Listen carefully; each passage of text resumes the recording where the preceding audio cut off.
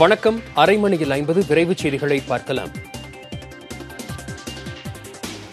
வேலூரை அடுத்த ரத்னகிரி தேசிய நெடுஞ்சாலையில் 3 கார்கள் அடுத்தடுத்து மோதிக்கொண்ட விபத்தில் 7 பேர் உயிரிழந்தனர்.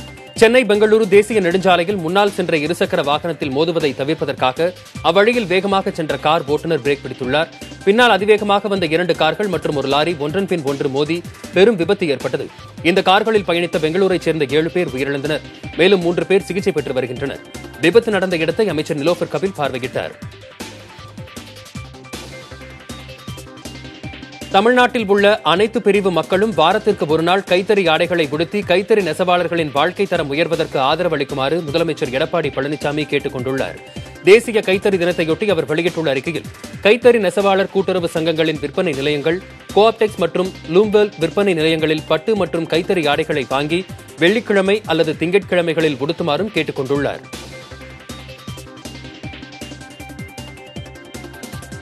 திருச்சி விமான நிலையத்தில் ஓ பன்னீர்செல்வத்தை வரவேற்க வந்த கூட்டத்தில் கத்தியுடன் இருந்த ஒருவரை பிடித்து காவல்துறையினர் அவர் மீது வழக்கு பதிவு செய்துள்ளனர். போதையில் இருந்த அந்த நபர் சோழராஜன் என்பதும் பன்னீர்செல்வத்தை தாக்க வந்ததாகவும் கூறப்பட்டது. ஆனால் கீழே கிடந்த கத்தியை எடுத்து வைத்திருந்த போது காவல்துறையினர் அவரை பிடித்ததாக தெரிகிறது. அவரிடம் விசாரணை நடத்திய போலீசார் வழக்கு பதிவு செய்த பின்னர் அவரை விடுவித்தனர். திருச்சி விமான நிலையத்தில் அடையாளம் தெரியாத நபர் தன்னை தாக்க வந்த சம்பவம் பாதுகாப்பை அதிகரிக்க வேண்டும் என்பதை உணர்த்துவதாக முன்னாள் முதலமைச்சர் ஓ பன்னீர்செல்வம் தெரிவித்துள்ளார். திண்டுக்கல்லில் செய்தியாளர்களிடம் பேசிய அவர் இவ்வாறு தெரிவித்தார். தன்னோடு வந்த பாதுகாப்பு அதிகாரி அவரை கவனித்த போது கத்தியோடு இருந்தது தெரியவந்தது என்றும் பிடிபட்ட நபரிடம் போலீசார் விசாரணை நடத்தியதாகவும் தெரிவித்தார்.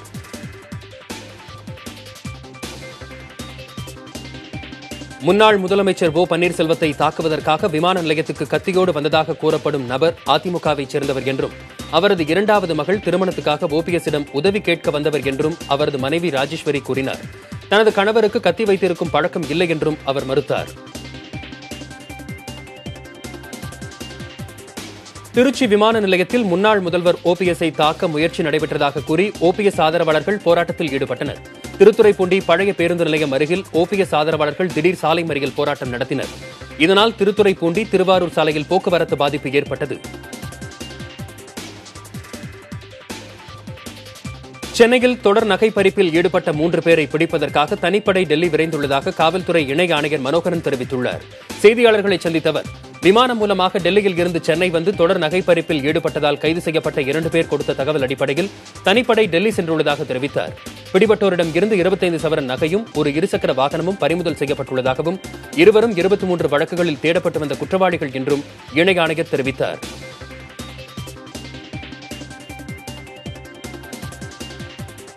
கட்சிக்கும் ஆட்சிக்கும் துரோகம் செய்யும் யாரையும் இந்த நாடு மன்னிக்காது என தமிழக நிதியமைச்சர் ஜெயக்குமார் தெரிவித்துள்ளார். சென்னையில் செய்தியாளர்களிடம் பேசிய அவர் இவ்வாறு கூறினார். அதிமுக அம்மா அணி ஆட்சியை யாராலும் அழிக்க முடியாது என அமைச்சர்கள் தங்கமணி, திண்டுக்கல் சீனிவாசன் ஆகியோர் கூறியுள்ளனர். கடலூரில் நடந்த எம்ஜிஆர் நூற்றாண்டு விழாவிற்கான பந்தல்கால் நடும் நிகழ்ச்சியில் பேசிய அமைச்சர் திண்டுக்கல் சீனிவாசன், அதிமுக அம்மா அணி ஆட்சி 100 ஆண்டுகள் தொடரும் என்று தெரிவித்தார். அதிமுகவிற்குள் நடப்பது பங்காளி சண்டைதான் என்ற அவர், அதிமுகவை அழிக்க திமுக முயற்சி செய்வதாக குற்றம் சாட்டினார். கடலூரில் இன்று நடைபெற்ற எம்ஜிஆர் நூற்றாண்டு விழா நிகழ்ச்சிகளை ஆளுங்கட்சி எம்எல்ஏக்களும் எம்பிக்களும் புறக்கணித்தனர். அமைச்சர் சம்பத் தன்னிச்சையாக செயல்படுவதாக கூறி அம்மாவட்ட எம்எல்ஏக்கள் சத்யா பன்னீர்செல்வம், பாண்டியன், முருகுமாறன், கலைச்செல்வன், எம்பிக்கள் அருள்மொழி தேவன், சந்திரகாசி ஆகியோர் அமைச்சர் சம்பத் பங்கேற்கும் நிகழ்ச்சிகளை புறக்கணித்தனர். எம்ஜிஆர் நூற்றாண்டு விழா விளையாட்டுப் போட்டி மற்றும் மேடை அமைக்கும் பணிகளை பார்வையிடாமல் புறக்கணித்தனர். மத்திய அரசு தமிழகத்திற்கு கேடு செய்வதாகவும் மாநில அரசு ஜனநாயகத்தின் குரல் வளையை நெரிக்கும் செயலில் ஈடுபட்டுள்ளதாகவும் மதிமுக பொதுச் செயலாளர் வைகோ தெரிவித்துள்ளார். சென்னை விமான நிலையத்தில் செய்தியாளர்களை சந்தித்த அவர், ஒரு எதிர்க்கட்சித் தலைவர் என்ன செய்ய வேண்டுமோ அதனை மு.க. ஸ்டாலின் செய்கிறார் என்றும் தெரிவித்தார். அதிமுகவில் அணிகள் இணையுமா என்பது ஆண்டவனுக்குத்தான் தெரியும் என பெருந்துறை எம்எல்ஏ தோப்பு வெங்கடாச்சலம் தெரிவித்துள்ளார். ஈரோட்டில் செய்தியாளர்களிடம் பேசிய அவர், ஜெயலலிதா உயிருடன் இருந்திருந்தால் இவ்வாறு பலரும் வாய்க்கு வந்தபடி பேச முடியாது என்றும் குறிப்பிட்டார். குழந்தை கடத்தல் கும்பல் என்ற சந்தேகத்தில் நரிக்குறவர்களை கிராம மக்கள் தாக்கியுள்ளனர். வேலூர் மாவட்டம் திருப்பத்தூர் சுற்றுவட்டார பகுதியில் கடந்த சில நாட்களாகவே 40 பேர் கொண்ட குழந்தை கடத்தும் கும்பல் சுற்றித் திரிவதாக ஒரு வதந்தி பரவி வந்தது. இந்நிலையில் திருப்பத்தூர் அருகே குமாரம்பட்டி கிராமத்தில் 6 பெண்கள் உட்பட 10 பேர் கொண்ட கும்பல் சுற்றித் திரிவதை பார்த்த பொதுமக்கள் அவர்களை விசாரித்ததில் சரிவர பதில் கூறவில்லை என தெரிகிறது. இதனால் கிராம மக்கள் அவர்களை தாக்கியுள்ளனர். பின்னர் நடத்தப்பட்ட விசாரணையில் சௌரி முடி விற்க வந்த நரிக்குறவர்கள் என தெரியவந்தது.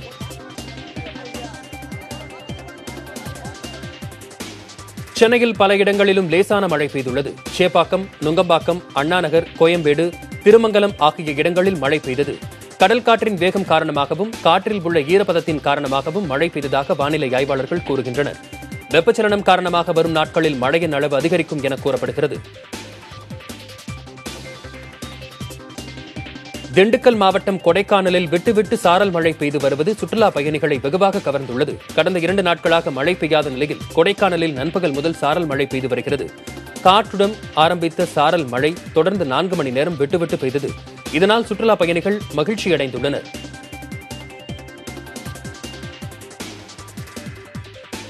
மேட்டூர் அணையில் இருந்து குடிநீருக்காக திறந்துவிடப்படும் நீரின் அளவு வினாடிக்கு 3000 கனஅடியாக அதிகரிக்கப்பட்டுள்ளது.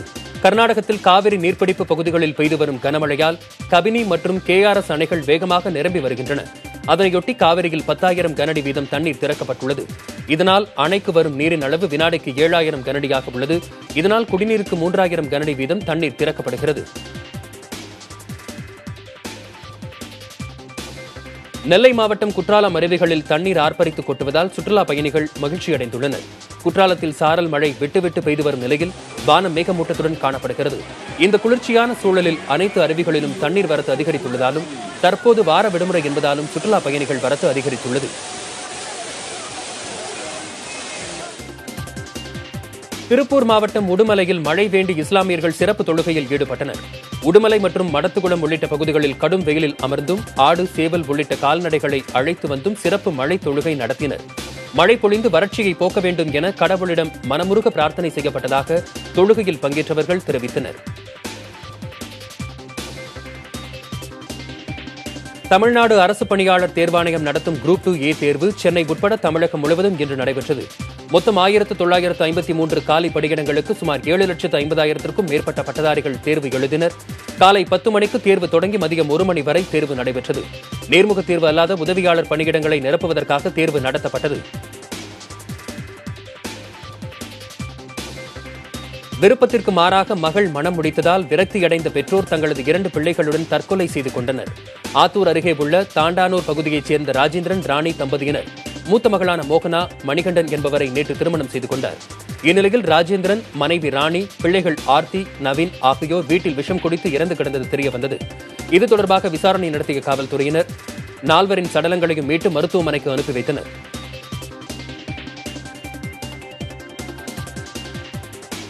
திருவள்ளூர் மாவட்டம் பூவிருந்தவல்லி ஏரியில் கொட்டப்பட்டிருந்த கழிவுகள் தொடர்ந்து எரிந்து வருகின்றன. இதனால் பூவிருந்தவல்லி, பாரிவாக்கம் உள்ளிட்ட பகுதிகளில் கரும்புகை சூழ்ந்திருப்பதோடு பொதுமக்களுக்கு கண்ணெரிச்சல், மூச்சுத் திணறல் ஏற்பட்டுள்ளது. எரிந்து வரும் தீயை அணைக்கவும், தொழிற்சாலைகளில் இருந்து வெளியேறும் கழிவுகளை ஏரியில் கொட்டி தீ வைப்பதை தடுக்கவும் உரிய நடவடிக்கை எடுக்க வேண்டும் என அப்பகுதி மக்கள் கோரிக்கை விடுத்துள்ளனர்.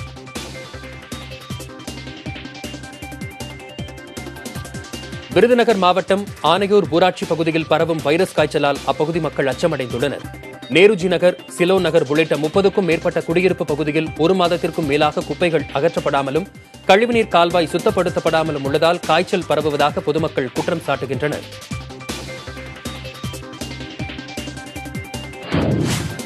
தஞ்சாவூர் மாவட்டம் கும்பகோணத்தில் தடை செய்யப்பட்ட புகையிலை பொருட்கள் பறிமுதல் செய்யப்பட்டுள்ளன.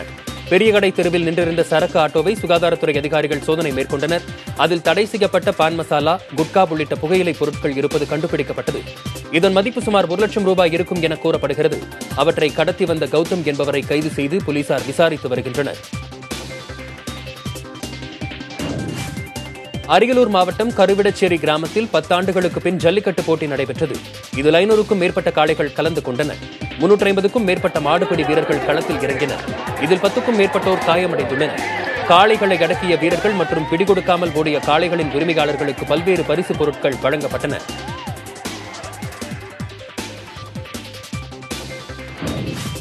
உதகையில் அடுத்த மாதம் தொடங்கவுள்ள 2வது சீசன் எனப்படும் இளவேனில் காலத்திற்கு முன்னோட்டமாக பழைய கார்களின் அணிவகுப்பு நடைபெற்றது.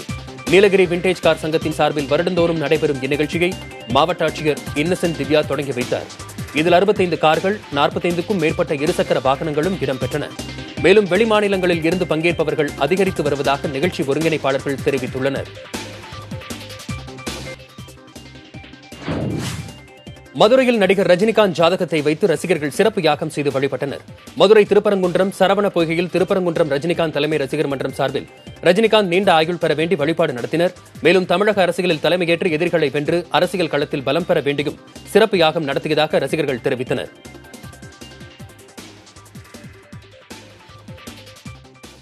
சென்னை பெசன்ட் நகரில் காவல்துறை சார்பில் கொண்டாடப்படும் நண்பர்கள் தின விழாவில் காவல்துறை ஆணையர் விஸ்வநாதன் பங்கேற்று பேசி வருகிறார். அதன் நேர்லையை பார்க்கலாம்.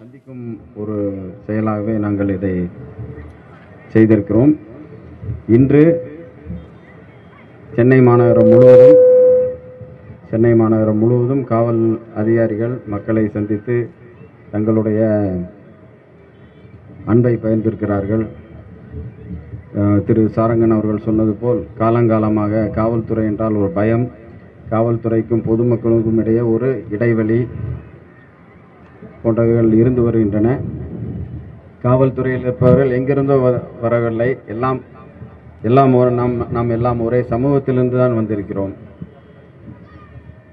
காவல்துறை மாதிரி கடினமாக உழைக்கும் துறை வேறு எதுவும் இருக்க முடியாது. ஓய்வில்லாமல் பணி செய்கிறோம்.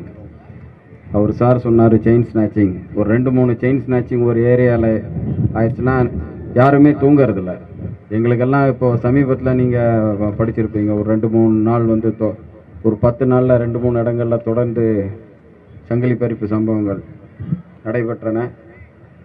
தூங்கவே இல்லை. எப்படி இதை உடனடியாக எப்படி அது தடுக்கிறது, அதுக்கு பொறுப்பானவங்களை கண்டுபிடிக்கிறது எப்படின்னு கடும் முயற்சி எடுத்து டெல்லியிலேருந்து ஃப்ளைட்டில் வந்து தேடிட்டு போகிறாங்க செயின் ஸ்நாச்சிங். அந்த மாதிரி ஆட்களை கூட பிடிச்சிருக்கோம்.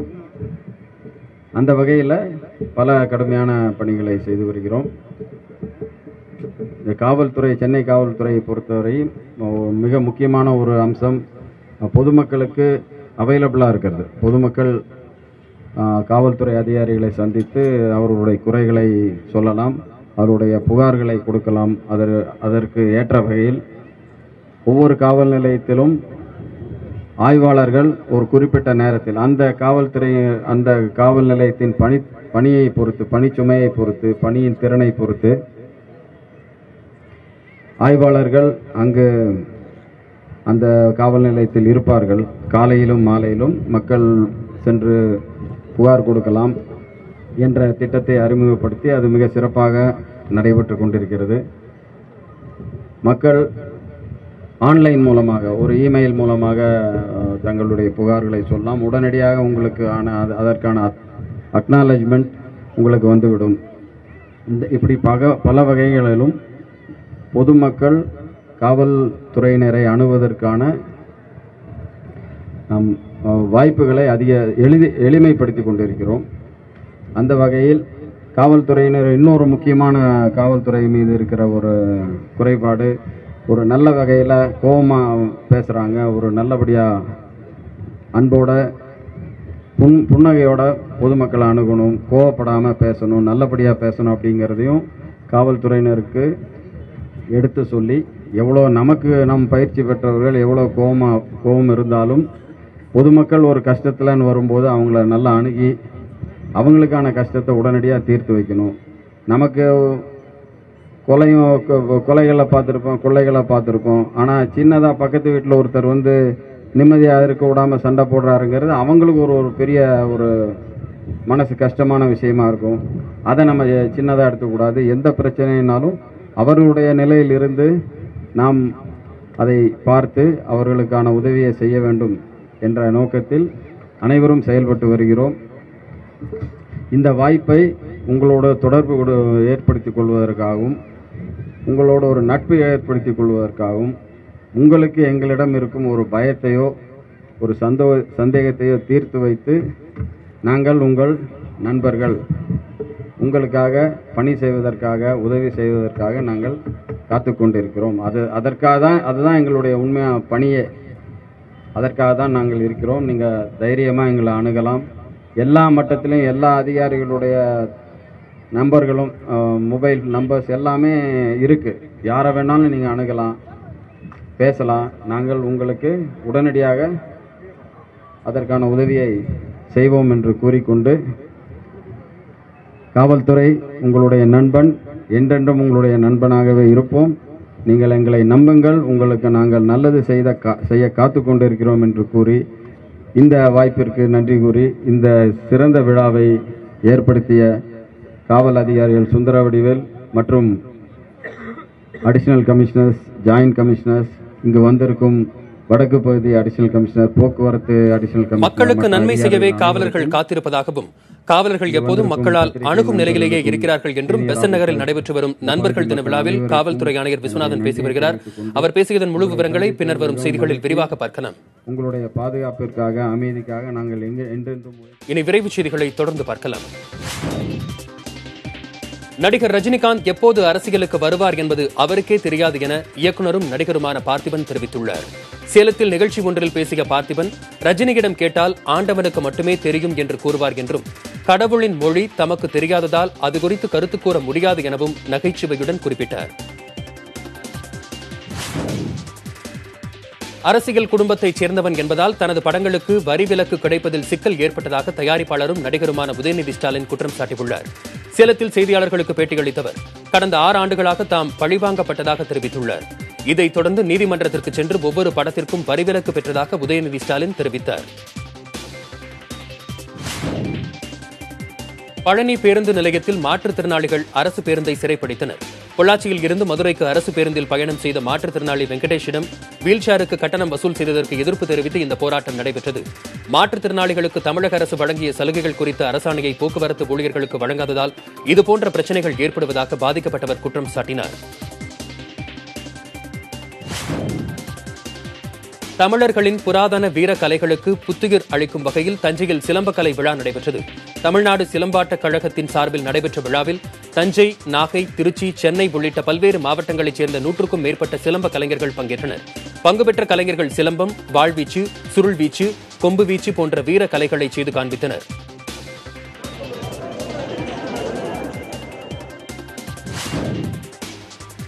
திருப்பூர் மாவட்டம் தாராபுரத்தில் மழை பொழிய வேண்டி கஞ்சிக்கலைய ஊர்வலம் நடைபெற்றது. 1000க்கும் மேற்பட்ட பெண்கள் இதில் கலந்து கொண்டு 5 கிலோமீட்டர் தூரம் வரை சென்று வழிபாடு நடத்தினர். தாராபுரம் சட்டமன்ற உறுப்பினர் காளிமுத்து உள்ளிட்ட பலர் இந்நிகழ்ச்சியில் கலந்து கொண்டனர். அண்மை செய்திகளுக்கு தொடர்ந்து இணைந்திருங்கள் புதிய தலைமுறையோடு.